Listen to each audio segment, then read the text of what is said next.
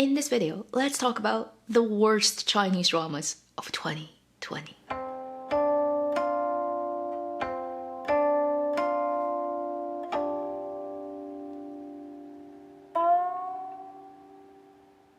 Hi, you're watching Avenue X, where junky and good storytelling shares their thoughts, knowledge, and occasional weird ideas on stories and how they're told. As the first video of a couple of videos I've planned for the end of the year 2020, I thought it would be the best to get the shit out of the way of 2020 so that we can talk about the stuff that we do appreciate. Before I start to share my list with you lovely people of the dramas that are absolutely terrible of 2020, I have to say, I haven't watched everything. I've done a rough calculation about how many dramas I've actually watched. At least half of it, or even like the entire thing. It's about 50-60, you know, in the range of the numbers of the year, which means I've watched more than one drama per week. That's like insane, I think, for any normal human beings. But still, I haven't seen everything. And some of the dramas I'm gonna talk about today are the dramas I haven't watched much, but the amount I've watched is enough for me to put it on the list of the worst Chinese dramas of 2020. If you happen to love actually one of the dramas on my list, like I said, it's always personal opinion, don't get offended. They are ordered roughly around the time they're aired. So let's begin with a drama that aired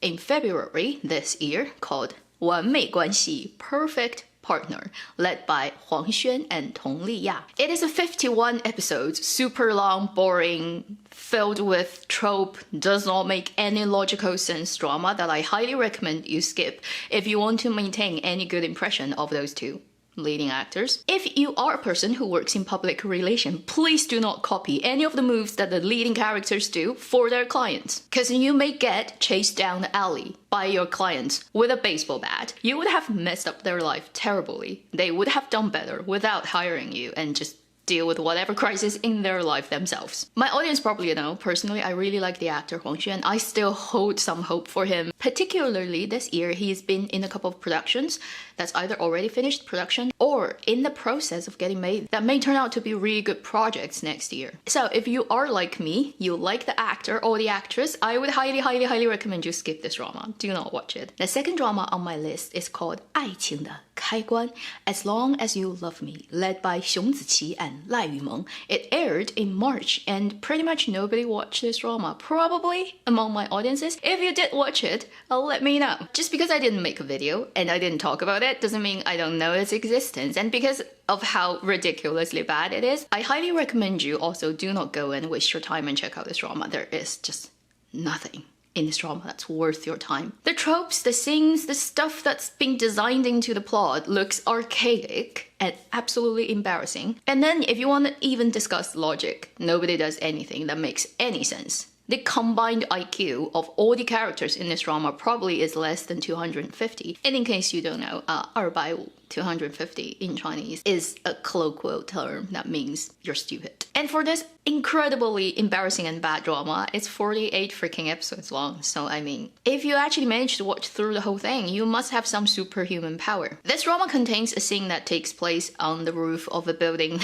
that has totally destroyed the set that's called the roof of the building, because usually that's where like really intense stuff happens in film, in dramas. We've seen that a million times, and this drama single-handedly destroyed this great tradition of having intense stuff happening on the roof. Do not go search for this drama, just know it exists and it's better staying out of your consciousness. Then the third one on my list, 蜗牛与黄鹂鸟 Symphony's Romance, that aired in June with 40 freaking torturing episodes, led by Zhang Xincheng and Lin Yun. I like the actor Zhang Xincheng. I like the original Japanese drama. It's one of my favorite Japanese dramas. And then this drama, it's the classic example of how to destroy a great classic original work with a terrible adaptation. In stark contrast to the successful adaptation of Hikaru no Go that also happened this year, even though Zhang Xincheng is good looking, even though he can play great piano, but the adaptation of this drama just takes out all the great things about original work, added so much stupid stuff into it. Headless, brainless romance, stupid characters, actions that do not make sense for all the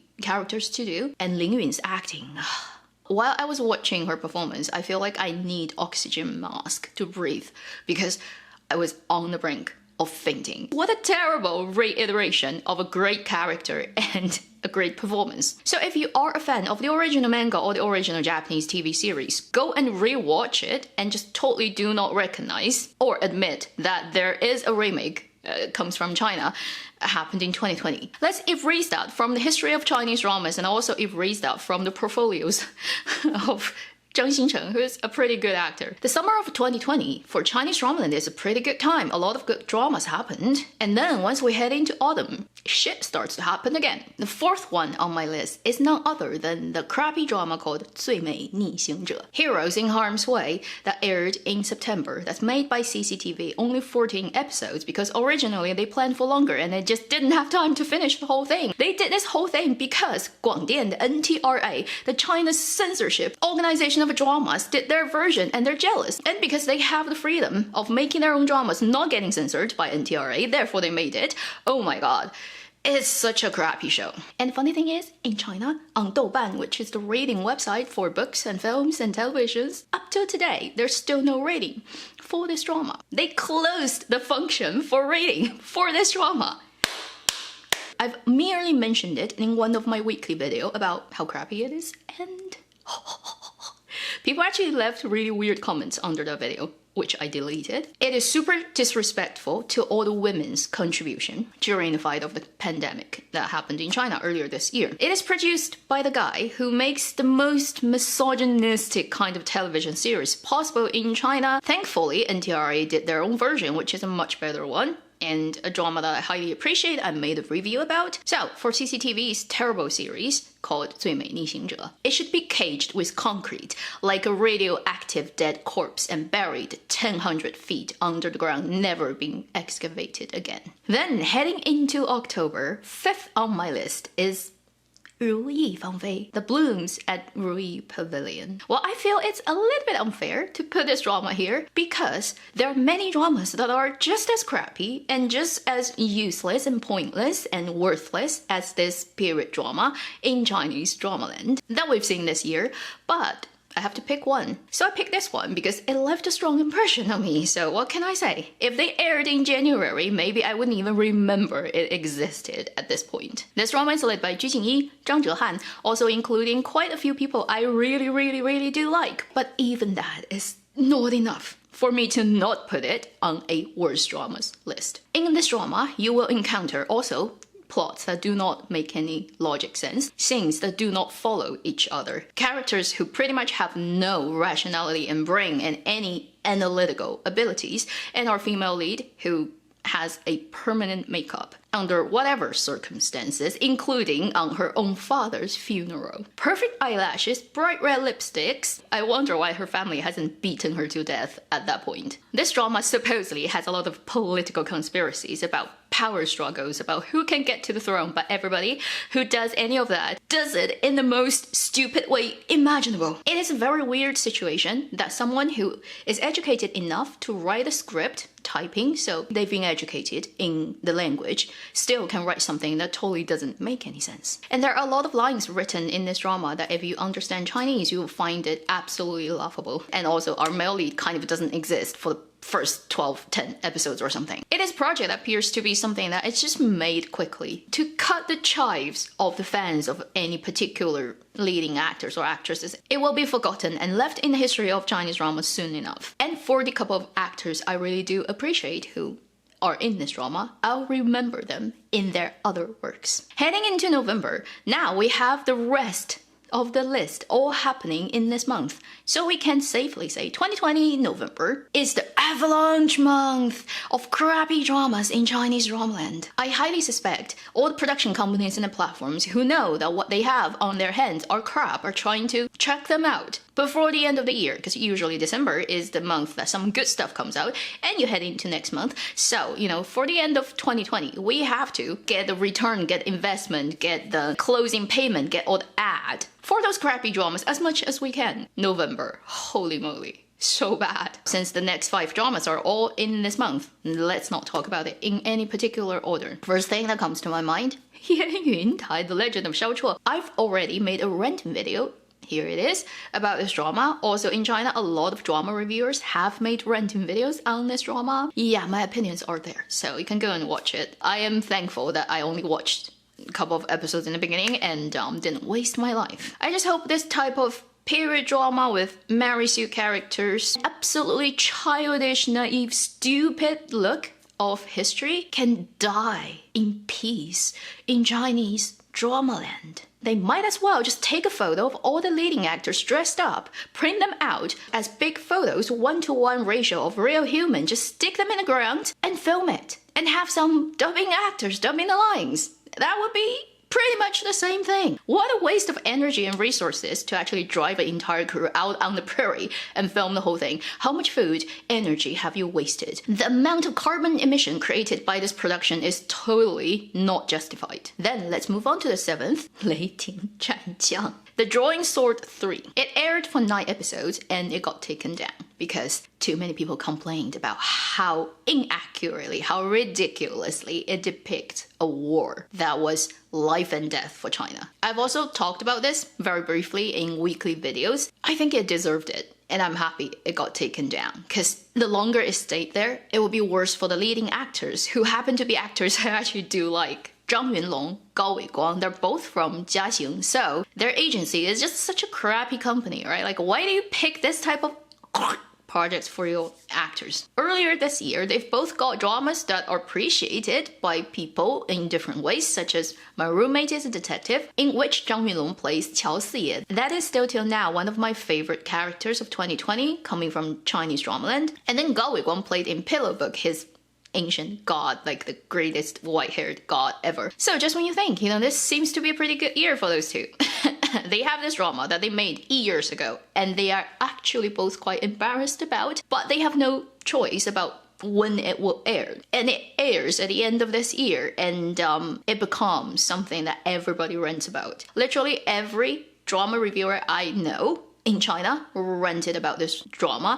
The people who never actually rant about dramas, who are doing channels on economics or politics, ranted about this drama. I mean, the slaughter was a bloodbath and it was so bad, and I felt so bad for those two actors. They really don't deserve that. It is totally the entire production's fault. It is super disrespectful to the actual history, to the sacrifice, to the blood, to the pain of that entire era. And the way it depicts war, right? It's so like child's play. It does not even respect the basic rules of physics and stuff. So for this drama, I'm happy it's off. It deserved what happened to it. I feel bad for the actors, but then it is actually a better outcome that it ended like with 9 episodes than say it actually kept airing the entire 40 or 50 episodes thing.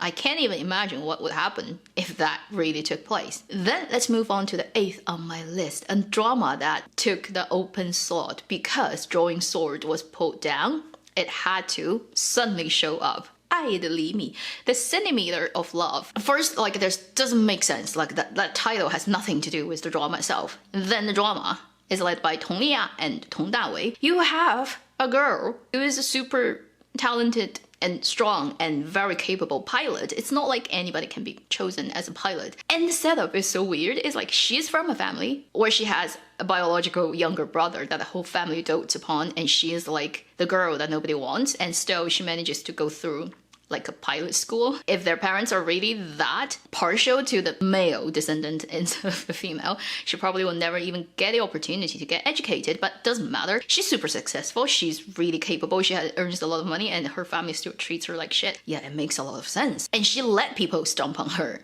which also does not make sense if she's that socially and economically well-doing. And then you have your male lead played by Tong Dawei, who has the most control freak mother imaginable, but himself is really professionally capable as well, to the point that every other doctors in his vicinity are turned into morons. They all need his saving. His words are golden doctrines of the medical professions. Who is the moron that writes 2 characters who are so good in their professional worlds that they are literally gods, that they can do anything? They can save a plane from falling because it ran into volcano ash. They can diagnose heart disease just by looking at a person through a video chat. And not to mention the female lead piloted a helicopter into a desert to save the male. Who wrote this, and why would the actors want to take on this type of projects? Does it pay really good money so that people do it? I don't know.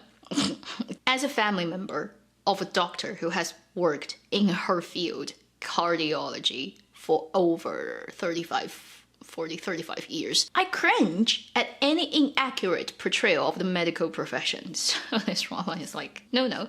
And Tong Liya managed to hit the list twice for 2 of her characters and 2 of her dramas this year. What can I say? Lady, you are a very beautiful lady, and when the project is suitable, you can do really well. Stop picking the shit scripts. The next drama, 9th on my list, also happened in November. It's called 情深缘起, half a lifelong romance.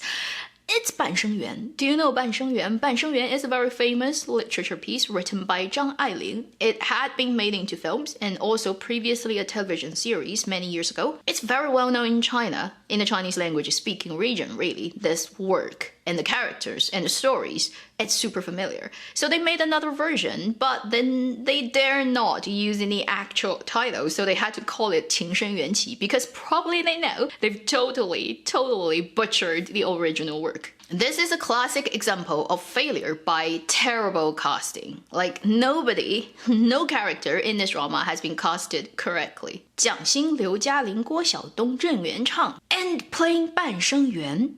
If you know anything about this work and who those characters are, you will get immediately very baffled by the fact that what happened with this casting? It's so super miscast to the point where no matter how hard the actors try, you just are not convinced of the characters they play. Plus, they've changed a lot of the details about the characters' relationships, about the things people do in this drama that does not fit first into its time era, which is Republic of China, also does not actually fit the original setup of the characters in the novel. And in comparison to its previous iteration in the film world, in the drama world, it just is so pale and embarrassingly bad. Do not go and check it out.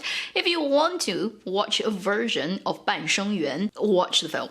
If you have to compromise, the drama version that happened earlier this century is not that bad, especially in comparison to this version. That one immediately became better. Then we have to come to the 10th, the last one.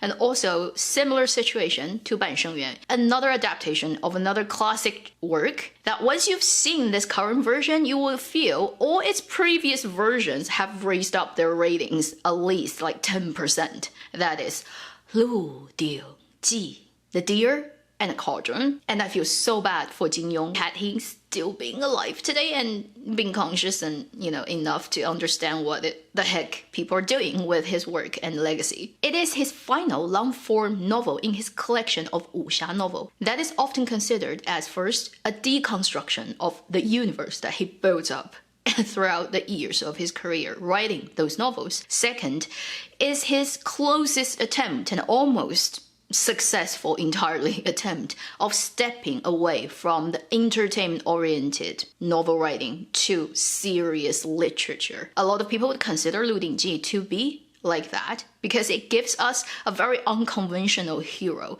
in this entire genre. A person as Wei Xiaobao, who is not an upright, brave, morally spotless, and embodying all the big and great values of this world type of hero, who is the total opposite of that type of setting, and still winning everything that he desires in this world in the most twisted, sarcastic, ironic ways. What a great piece of work, and so many great adaptations previously as full dramas, as films, as like stuff that's actually totally out of the original canon stuff. 鹿鼎记 is so well known in the Chinese-speaking regions all over the world, and they have the audacity of making another version that totally just destroys it. You cannot tell there is any passion, love, genuine appreciation, and the care that you expect from any creators who would adapt something into a new version. When you watch this drama, you'll feel the entire crew, the entire production is doing it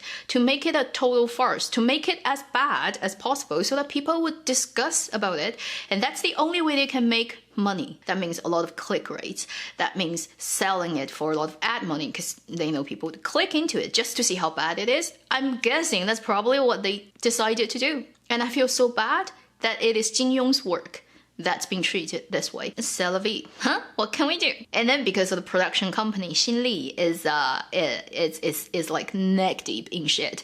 They have completely failed their contract. They haven't managed to hit their profit goal for consecutively 3 years. So that contract, right, of Yuewen, I think, so Tencent-owned company buying it, they have failed on their end, which means they will be bought at a much lower price, which they wouldn't be happy about. But what can we say? Hey, you produced a lot of shit and you've aimed too high and you've overestimated how well you can do. We're just melon-eating, tea-drinking audiences watching you fall and burn. So that completes my list of 10 of the worst dramas I've come across, fortunately and unfortunately, in 2020. There are actually many more crappy dramas than this, but the video's got to stop at some point. Do you agree with this list? Do you think there are other candidates that are totally deserving of this list but didn't end up on it? Do let me know. I am really curious, and thank you for sitting through this video. Now we've got the bad ones out of the way, we will be talking about